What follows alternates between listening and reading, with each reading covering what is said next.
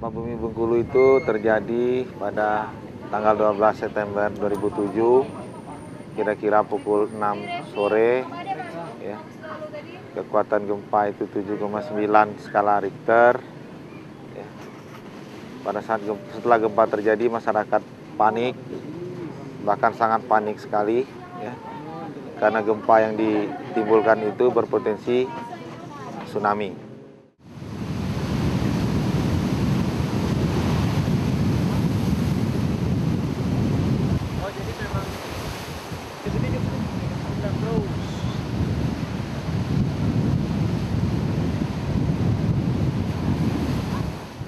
Gempa. Nengok jam Siko berapa? malam kan? Jam 6. Jam 6 lewat dikit. Jam 6 lewat 5. Nggak masuk maghrib. Lagi nggak masuk azan. Ya, untungnya tidak di rumah. Kalau di sini kemarin mungkin udah mati, mungkin. Kita kan beranak kecil kan, suami sering pergi sore kan. Jadi pas nak buka pintu, cak mana anak kok? Anak masih kecilnya. Didobrak kemarin buka pintunya, susah kalau. Udah hancur aja itu, udah layak huni lagi.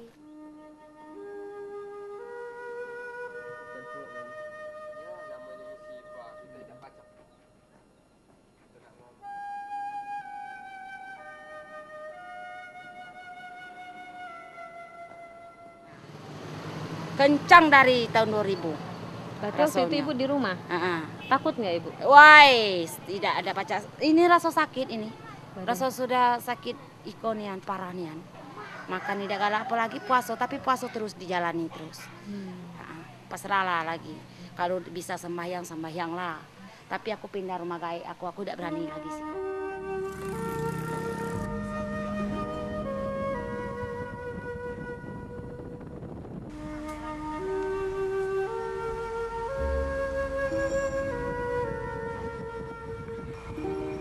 Mau sanjo sore, kemakan, saya suap nasi baru tiba kau yang ngampu, nyutas siang dia anak keluar, nyutas anak dan lari ke sawah doang, kurang 2 pagi itu, nyutar soalnya, aku di sini roboh lah, sudah kamu roboh di belakang.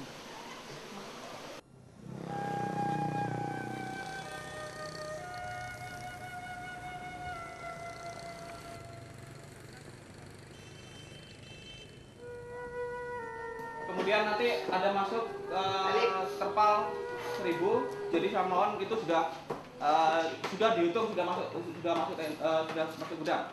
Ya.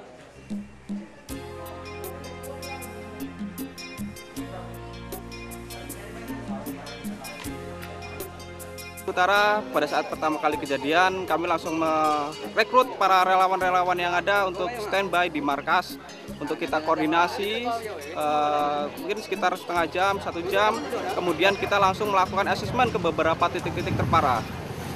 Titik terparah yang pertama yang kami dapat informasikan adalah di Kecamatan Lais. Oleh karena itu kami mendirikan sebuah posko koordinasi di Kecamatan Lais. Kemudian dari posko tersebut kita mencoba melakukan asesmen ke beberapa titik di desa-desa. Di antaranya itu di Desa Pasar Lais, Pal 30, kemudian ada di Kalbang, Tababaru, dan Sukalangu.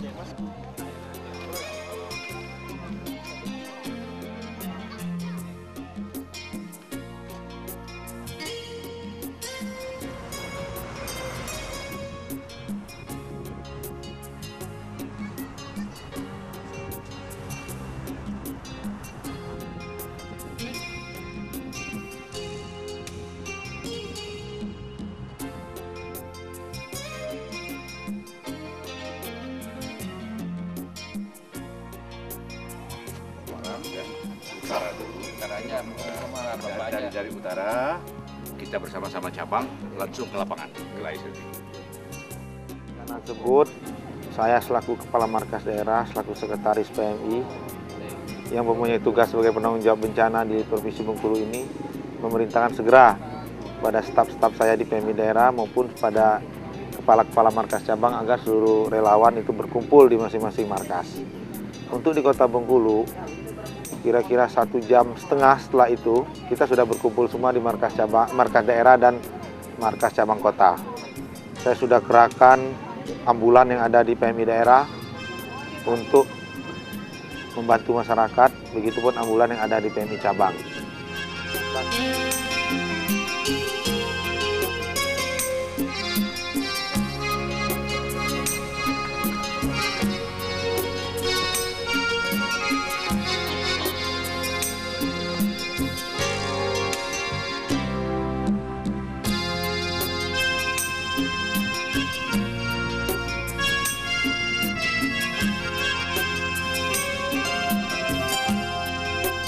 Merespon bencana yang sudah ditetapkan bahwa PMI pusat sudah mengotak segala situasi yang terjadi di Bengkulu ini, lalu juga berkoordinasi dengan federasi maupun Palang Merah negara sahabat lainnya.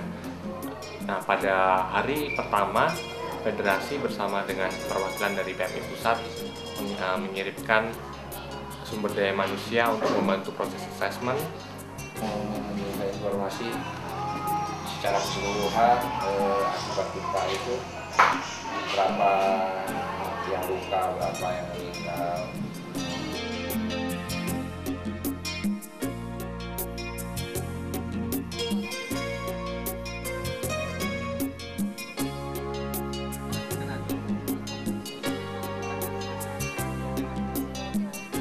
Ini kata itu kita tak sukanya juga.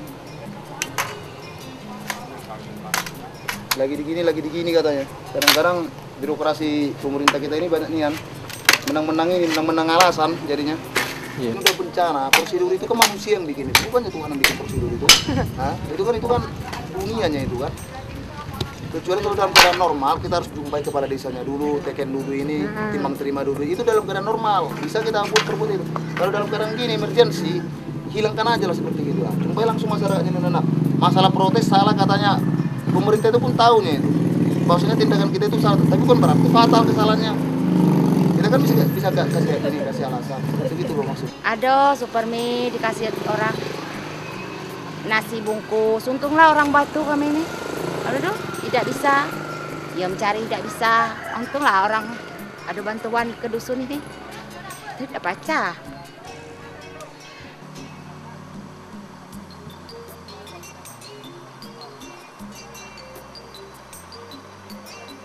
Ke tempat Bapak sambil membawa, kalau memang benar itu dibutuhkan, mereka akan berikan. Banyak di sini rumahnya pun nggak rusak, nggak ada. Ya, Bapak langsung aja ke rumah sakit. Sebenarnya nggak mikir rumah rusak, tendanya untuk orang Musi ya. Iya. Nah, untuk orang Musi. Nanti kita sampaikan Pak ya sama teman-teman di sini. Pak, kami kasih data aja ini. Nah, data boleh Pak. Tahu udah selesai. Berarti baru 15 hari. 15 iya, hari. 15 hari. Baru 15 hari ini kami nunggu. 15 hari nunggu hari gempa. Hari gempa total. Gempa pertama merubuh. Udah roboh juga. Jadi pas gempa itu Bapak keluarga di dalam apa di?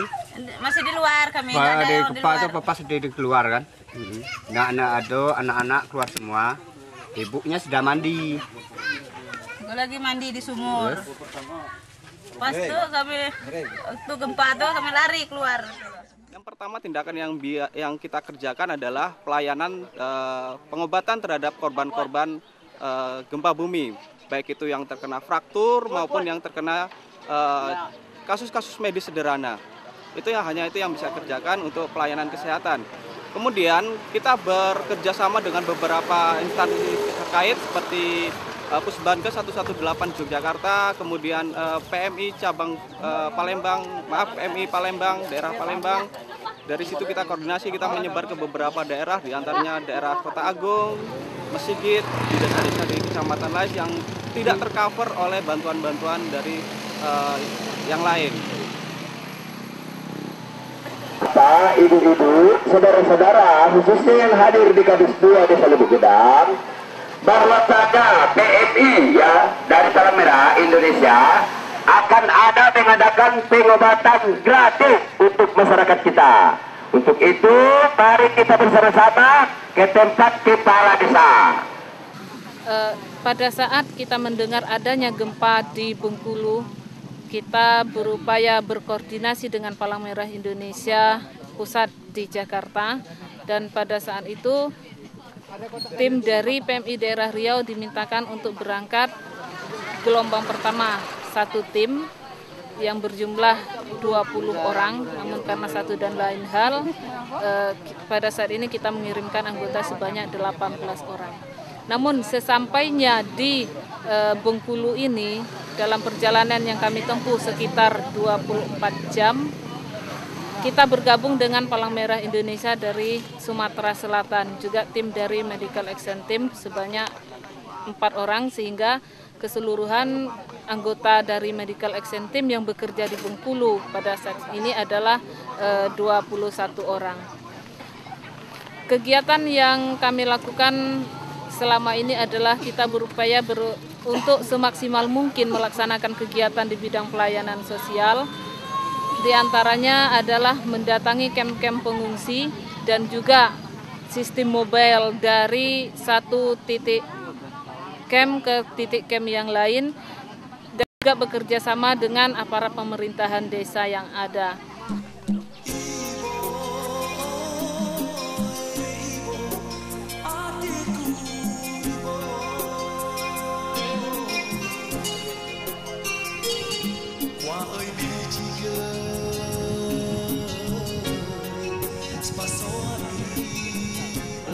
Rumah mereka hancur, otomatis mereka mendirikan tenda-tenda yang sifatnya untuk sementara mereka tidur pada malam hari. Bahkan rumah yang tidak rusak pun mendirikan tenda-tenda karena kepanikan yang ada ini. Kemudian mereka butuh selimut, kemudian butuh makanan.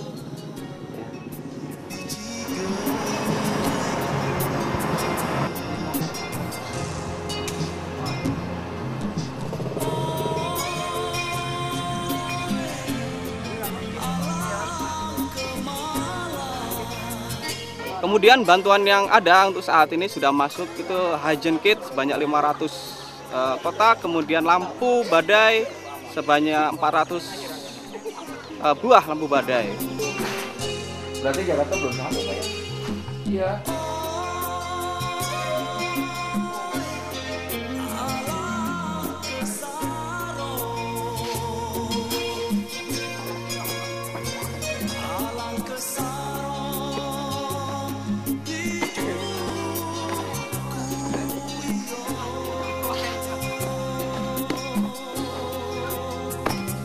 Jangan main-main, Ben.